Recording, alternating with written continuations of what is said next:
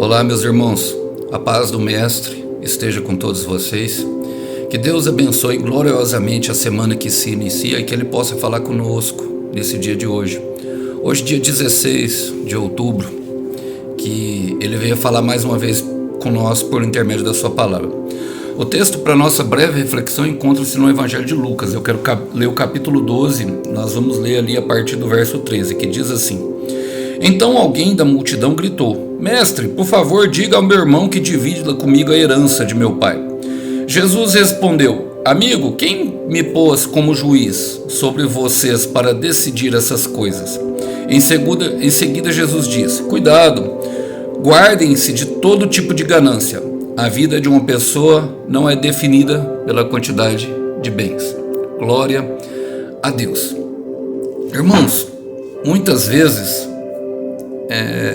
nós não temos a noção exata, nem sabemos, muitas vezes não sabemos, né? Assim, sabemos a circunstância, sabemos narrar a circunstância, o motivo e o estopim, por assim dizer, daquilo que nos levou ao deserto, mas as verdadeiras razões, vamos dizer, elas se encontram muito mais bem escondidas daquilo que nós percebemos. O Senhor, Ele olha nós num todo.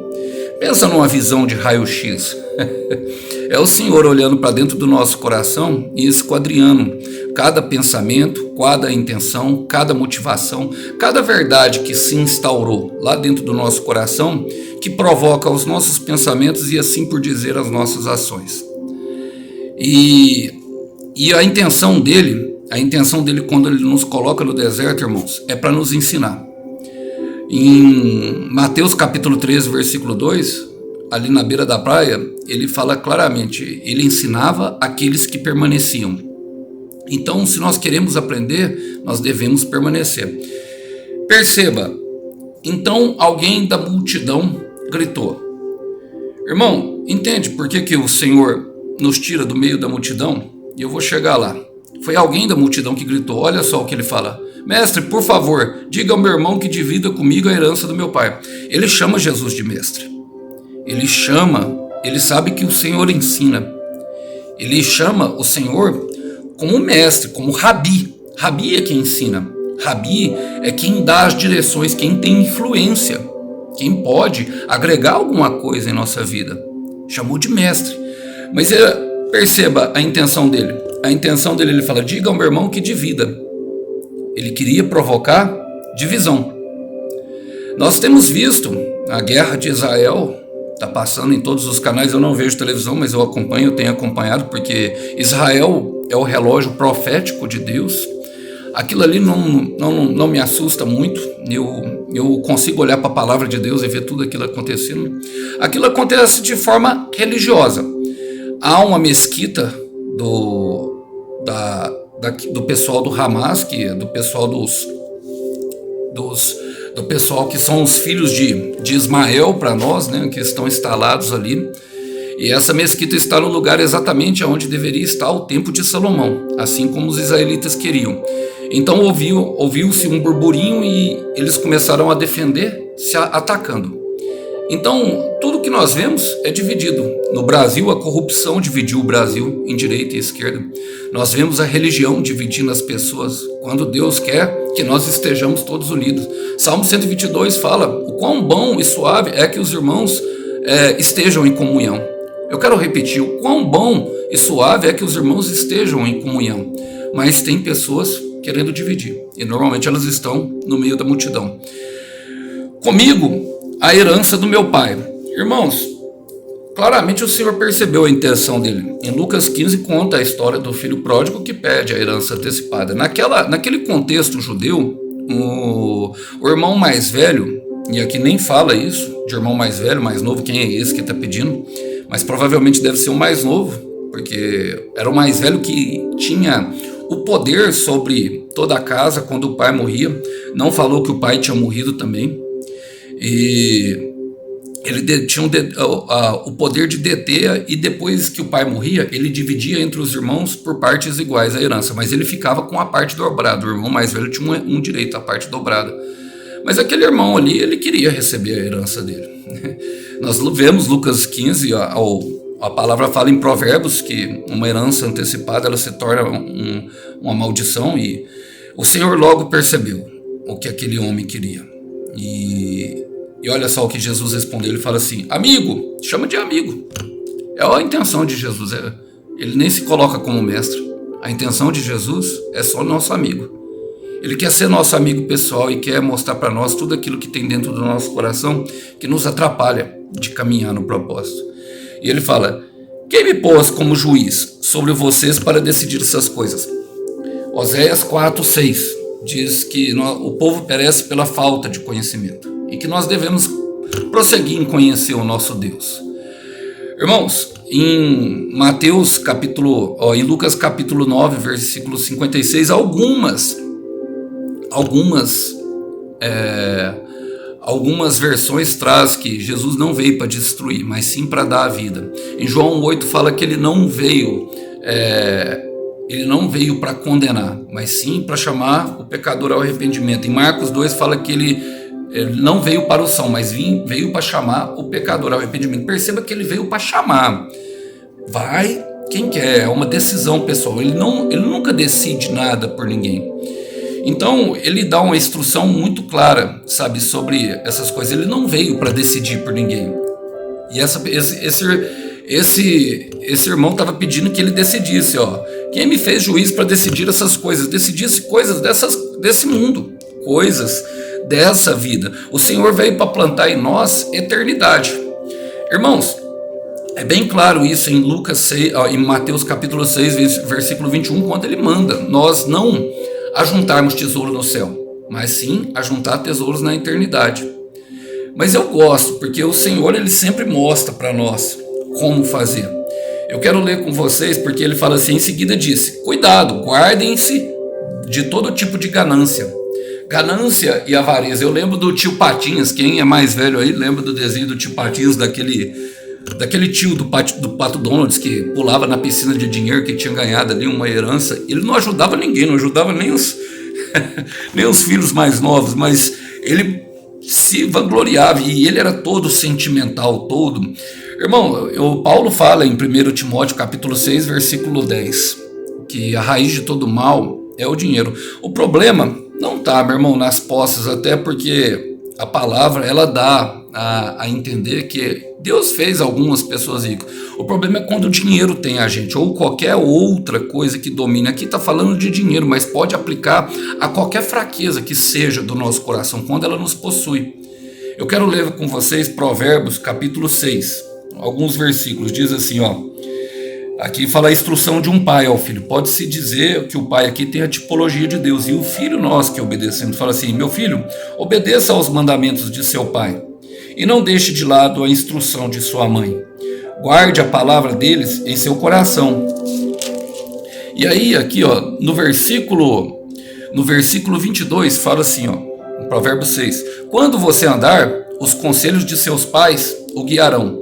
Quando dormir, eles o protegerão. Quando acordar, eles orientarão. Então, não só na questão de andar, ou seja, guardar eles no coração e viver eles, nós temos que ter a perspectiva de que eles trarão algumas coisas para nós.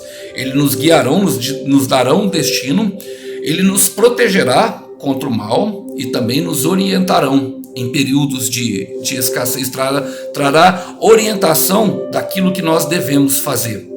Eu acho muito bom os livros de Provérbios, porque eles trazem a instrução justamente daquilo. E o que o Senhor está mandando é guardar no coração aquilo que vale a pena, e eliminar, jogar fora a ganância, mudar o nosso pensamento com relação às coisas. Tem muitas pessoas, meus irmãos, que entendem que ter é mais importante, e é justamente o que Jesus fala. Ele fala: a vida de uma pessoa não é definida pela quantidade dos seus bens. O amor ao dinheiro, às vezes a pessoa nem tem, provoca muitas situações constrangedoras em nós. Eu sei que tem pessoas passando pelo deserto pela questão da restauração do casamento, mas o amor ao dinheiro pode trazer um problema muito sério para dentro de nossa casa. Tem muitas pessoas que não têm, mas que se endividam para ostentar na rua, sabe? Parcelam o golfe sapão, a fim de impressionar pessoas que nem conhecem, como uma novinha. Olha só aonde chega, parcela em 24 vezes, não consegue pagar. O Estado vem e retém, entra bruscamente dentro de casa, vira uma confusão.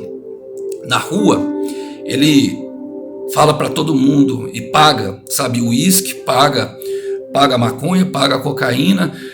Na rua ele pode fazer qualquer coisa, na rua ele para o carro em fila dupla, diz que é o dono, na rua ele ostenta, mas dentro de casa é o papai e a mamãe que sustenta. E não adianta, sabe, mudar de endereço, não adianta mudar o marido, não adianta mudar a esposa, não adianta mudar o CEP, porque os problemas continuam os mesmos.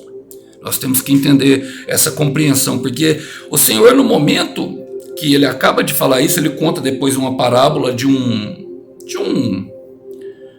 fazendeiro avarento que ficava acumulando os bens. Eu nem vou entrar nesse detalhe, mas no versículo 22 ele volta, ele fala: então, voltando ao discípulo, diz: por isso eu lhe digo que não devem se preocupar com a vida diária. E aí ele dá aqueles exemplos que estão em Mateus versículo 6:34. Olhem os lírios do campo, olhem as aves do céu, o Pai sustenta a tua dor. Agora, se um Deus que é bom, que sustenta até os passarinhos, não vamos preocupar com os nossos filhos? Irmão, eu quero te falar, você é filho, você é filha.